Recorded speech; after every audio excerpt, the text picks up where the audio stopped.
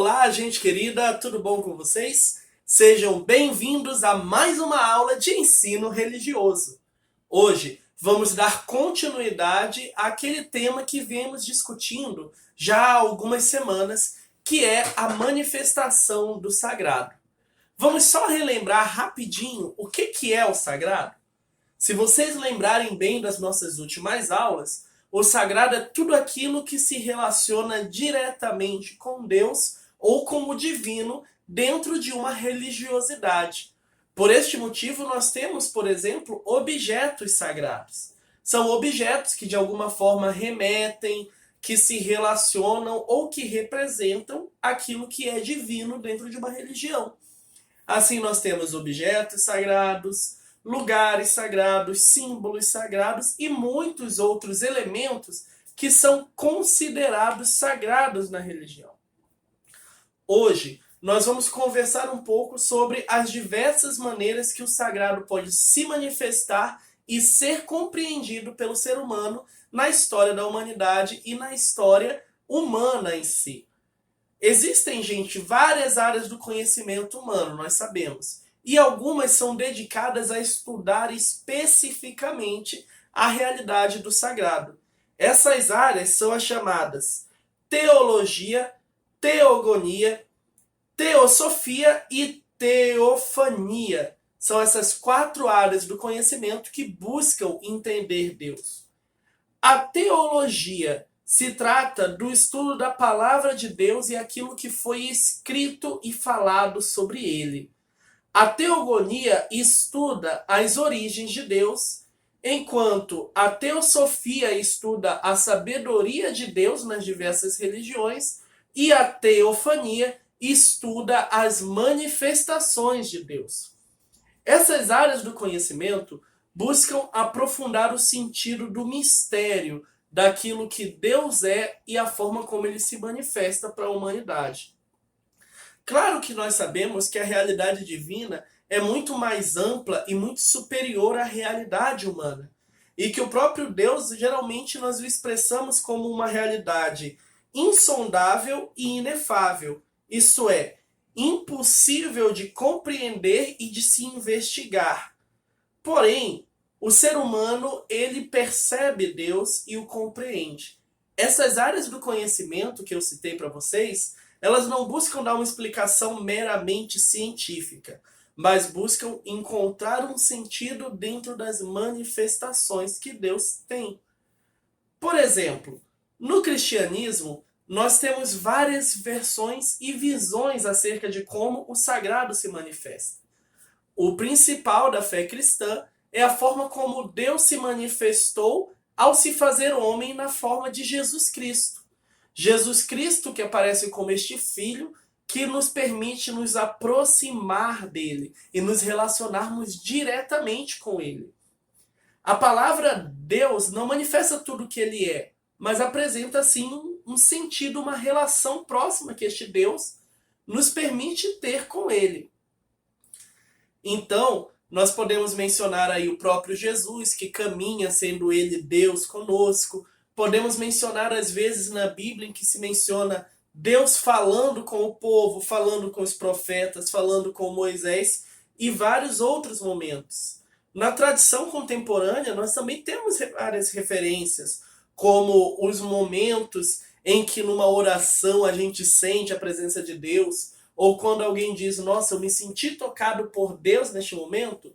Todas essas questões são experiências e manifestações do sagrado. Entre as diversas concepções e ideias sobre este tipo de fenômeno, quando as pessoas sentem o sagrado se manifestar, eu quero destacar para vocês o pensamento de Rudolf Otto, que é um historiador alemão que estudou principalmente as religiões, e ele deu o nome desse tipo de experiência, onde o ser humano tem uma relação direta com o sagrado, ele chamou de experiência luminosa. O que seria essa experiência luminosa? É o momento em que o ser humano faz uma experiência profunda com o sagrado. Uma experiência que não consegue ser explicado por via científica, mas que permite ao homem uma resposta direta às perguntas sobre a sua origem. Quem vive uma experiência luminosa, ele não precisa explicar aquela experiência de uma forma científica ou racional.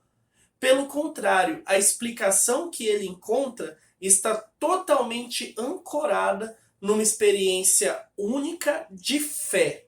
Uma experiência de fé que não é explicada, mas vivida e sentida.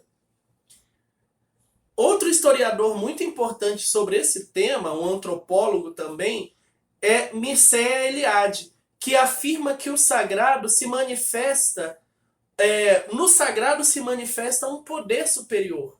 A experiência com o sagrado, segundo ele, acontece por meio de uma sensação perceptível através de uma hierofania. O que é uma hierofania? Hierofania é essa experiência, essa possibilidade de sentir. Por exemplo, num bosque. Quando nós observamos um bosque, nós podemos olhar para ele e pensar: este lugar foi feito por Deus. Este lugar me dá uma sensação muito boa. Ou quando eu ouço uma música ou converso com alguém que me faz sentir bem e eu tenho essa sensação de que essa pessoa me transmite uma paz, uma energia positiva, essa hierofania é que permite um sentimento profundo da divindade. A manifestação do sagrado, então, apesar de acontecer através de objetos concretos, elas provocam na gente um tipo de sentimento muito diferente do que os sentimentos físicos. Por exemplo, eu posso sentir frio, eu posso sentir calor. Mas eu posso também, quando eu sentir uma brisa suave, sentir a presença de Deus nessa brisa, como acontece em muitas religiões. Ou quando eu estou ali na missa rezando e eu sinto um calor dentro do coração e eu digo: eu sinto que estou na presença de Deus. Tudo isso faz parte da hierofania, que faz parte da experiência sagrada. E isso é bem interessante porque a hierofania, ela não usa de elementos sobrenaturais, mas ela é percebida nos elementos físicos e naturais que nós convivemos. Quando nós percebemos a divino na criação, o sagrado que se manifesta nessa harmonia da natureza e da criação. Porque não sei se vocês já perceberam, já pararam para olhar, mas toda a natureza, ela parece obedecer um ciclo, uma harmonia, não é verdade? Todos os dias o sol se põe no mesmo horário e nasce no mesmo horário. Todos os anos nós temos as estações do ano bem definidas. Nós temos o período de chuva, o período de seca aqui na nossa terra, por exemplo. Nós temos ali os animais que, depois de um certo período de vida, começam a se procriar, começam a se relacionar e várias outras coisas. Ou seja, a natureza é tão organizada que ela revela por trás dela uma grande inteligência que parece coordenar tudo isso. Vocês já ouviram falar de uma coisa chamada proporção áurea? A proporção áurea é um cálculo feito através da busca de elementos muito parecidos na natureza que representam essa harmonia. Essa proporção áurea, ela é encontrada em vários elementos da natureza que possuem aí a mesma proporção, encontrando números, que é o chamado número π, encontrado em vários objetos, como a casca de um caracol, um tufão, um ciclone, as ondulações de uma pedra quando é jogada na água, todas parecem ter essa mesma proporção. Se vocês quiserem conhecer um pouco mais sobre a proporção áurea, perguntem ao professor de matemática de vocês, que com certeza vai ficar muito contente de poder explicar um pouco mais sobre isso. O homem, então, gente, como nós podemos perceber, é um ser que tem uma capacidade única de se relacionar com o divino, de se relacionar com o sagrado. Somente o ser humano parece ter essa noção consciente dessa relação. O sagrado pode ser encontrado de diversas maneiras, e o ser humano está ali, podendo senti-las, percebê-las, estudá-las e compreendê-las. Deu para entender? Teve dúvida? Deixa nos comentários aqui no Google Classroom que eu vou esclarecer todas as dúvidas que vocês tiverem. E agora a nossa atividade da semana. Eu quero que vocês façam as atividades descritas nas páginas 57 a 58. Lá tem algumas questões que pedem para fazer em grupo. Não precisa, vocês podem fazer individual. Se quiser conversar com seu pai, com seu responsável, com seu irmão, fica à vontade, mas pode ser feito individual, tá bom? Gente querida, agradeço a atenção de vocês, espero que tenham gostado dessa aula que estava muito interessante. Um grande abraço e até semana que vem.